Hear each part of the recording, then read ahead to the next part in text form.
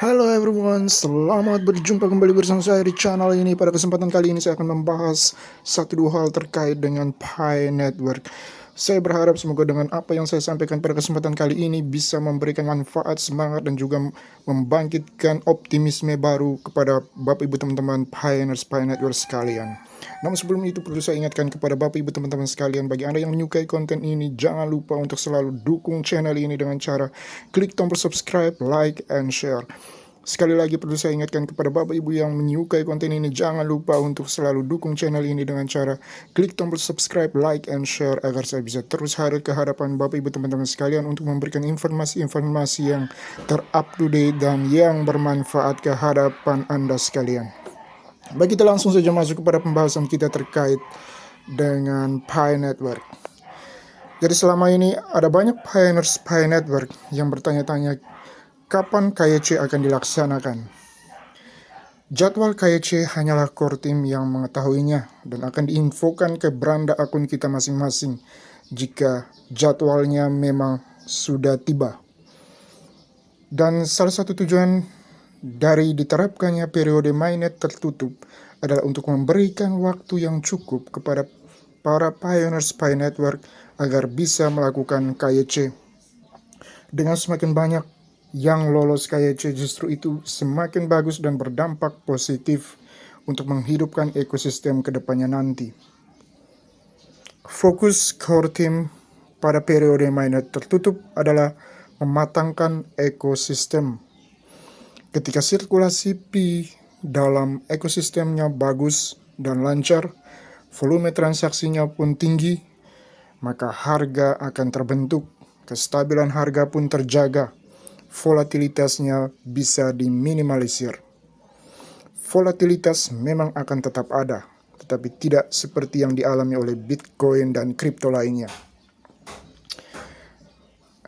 Bitcoin sudah menyentuh harga di atas 800 juta, bahkan hampir memasuki harga 900 jutaan per satu Bitcoinnya beberapa waktu yang lalu. Tetapi hanya dalam hitungan hari, Bapak Ibu teman-teman sekalian, sampai hitungan minggu saja sudah kembali anjlok ke harga 600 jutaan per satu Bitcoinnya. Hal ini menunjukkan bahwa volatilitasnya sangat tinggi. Bisa naik tinggi harganya, bisa juga terjun bebas seketika.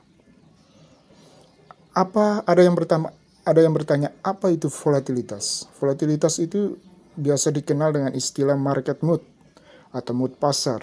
Jadi untuk melihat kecenderungan harganya itu akan naik atau turun.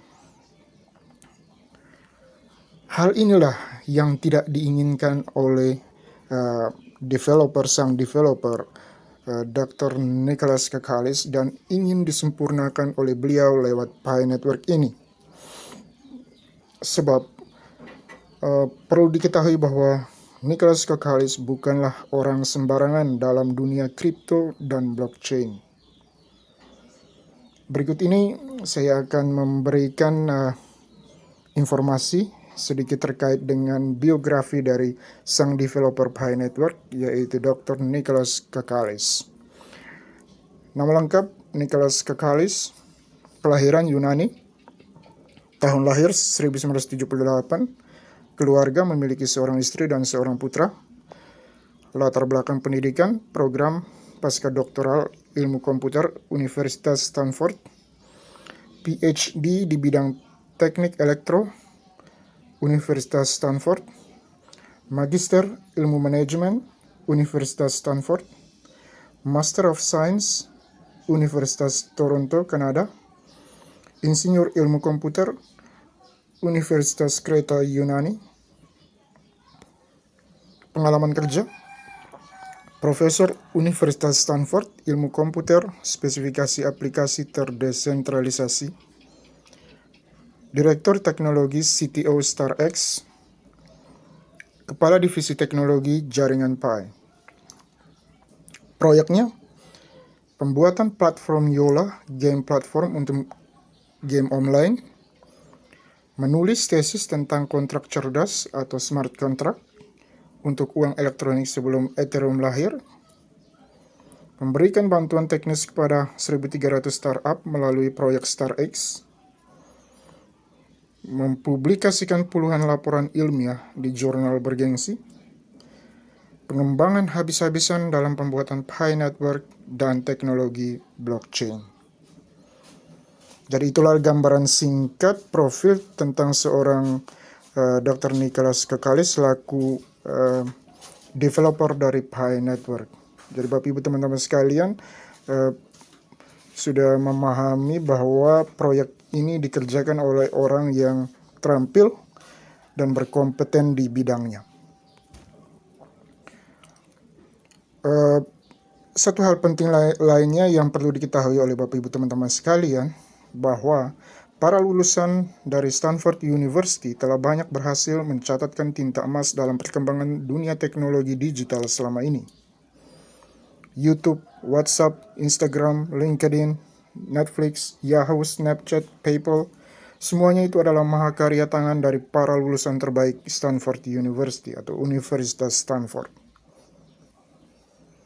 Berikut ini saya akan memberikan informasi terkait profil dari beberapa tokoh terkenal dunia yang merupakan lulusan Stanford University, dan mereka ini sangat berjasa, sangat berkontribusi besar dalam perkembangan dunia teknologi digital saat ini. Jadi mereka ini adalah lulusan dari Stanford University. Yang pertama adalah sosok Larry Page dan Sergey Brin. Kalian pasti tahu atau sering menggunakan laman Google.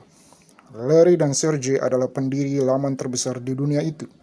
Mereka adalah mahasiswa Stanford University yang harus meninggalkan gelar PhD mereka demi membuat dan mengembangkan program Google-nya. Dan walhasil pengorbanan mereka akhirnya terbayar dengan suksesnya Google yang telah mendapat predikat sebagai search engine terbaik di dunia. Berikut adalah sosok Kevin Systrom dan Mike Krieger. Instagram adalah aplikasi buatan dua orang ini, yaitu Kevin dan Mike. Setelah Kevin lulus di tahun 2006 dari Stanford University, ia bertemu dengan Mike yang akhirnya menjadi partnernya dalam membuat aplikasi yang dapat mempermudah orang berinteraksi sosial. Akhirnya mereka berdua membuat Instagram, salah satu aplikasi media sosial yang banyak digunakan orang-orang di seluruh dunia saat ini. Berikut adalah sosok Evan Spiegel dan Bobby Murphy. Pendiri aplikasi Snapchat ini adalah sahabat yang sama-sama lulus dari Stanford University. Mereka sama-sama membuat aplikasi yang sekarang menjadi terkenal di seluruh dunia. Berikut adalah sosok Peter Thiel. Setelah lulus dari Universitas Stanford, Peter Thiel sukses menjadi seorang miliarder dan membuat perusahaan seperti PayPal, Global Hedge Fund Clarion Capital, dan perusahaan VC Founder Fund. Sekarang ia sukses menjadikan perusahaannya itu, khususnya PayPal, sukses seperti Facebook dan LinkedIn. Perlu Bapak Ibu teman-teman sekalian ketahui pula bahwa LinkedIn juga dibuat atau didirikan oleh seorang lulusan dari Stanford University. Berikut adalah sosok Brian Acton. Brian Acton adalah pendiri WhatsApp yang banyak digunakan oleh orang-orang di seluruh dunia saat ini. Pendiri WhatsApp ini ternyata adalah lulusan Computer Science di Stanford Universitas atau di Stanford University. Selama menjadi mahasiswa, Brian sangat handal menggunakan komputer hingga ia bisa lulus dan bekerja di perusahaan ternama dunia seperti Adobe, Apple, dan Yahoo. Hingga akhirnya ia memutuskan mendirikan dan membuat aplikasi WhatsApp yang sekarang terkenal di seluruh dunia. Berikut adalah sosok Jawed Karim. Jawed Karim adalah salah satu pendiri YouTube yang ia dirikan bersama dua temannya, Chad Hurley dan Steve Chen.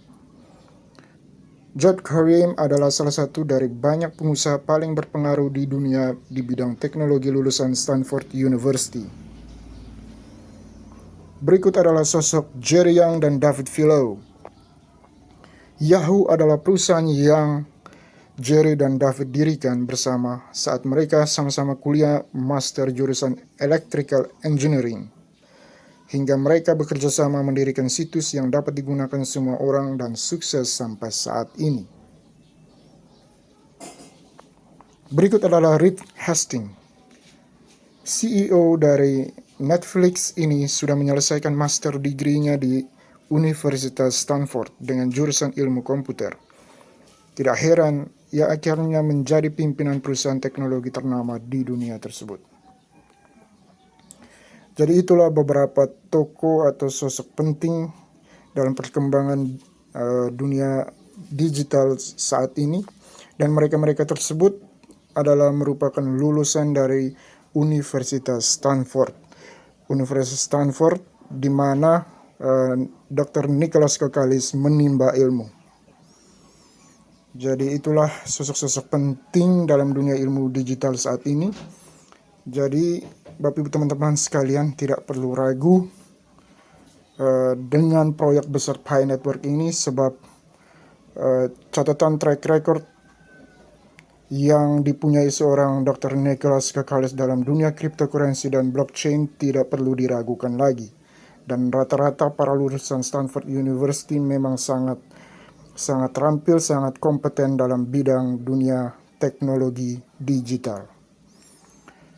Semoga saja informasi saya pada kesempatan kali ini memberikan manfaat, memberikan motivasi, semangat, dan menumbuhkan optimisme kepada Bapak Ibu teman-teman sekalian. Sebelum saya mengakhiri pertemuan saya pada kesempatan kali ini, perlu saya ingatkan kembali kepada Bapak Ibu teman-teman sekalian, bagi Anda yang menyukai konten ini, jangan lupa untuk selalu dukung channel ini dengan cara klik tombol subscribe, like, and share, agar saya bisa terus hadir ke hadapan Bapak Ibu teman-teman sekalian untuk memberikan informasi-informasi yang up to date dan yang bermanfaat. Baik, terima kasih dan sampai jumpa di video saya selanjutnya.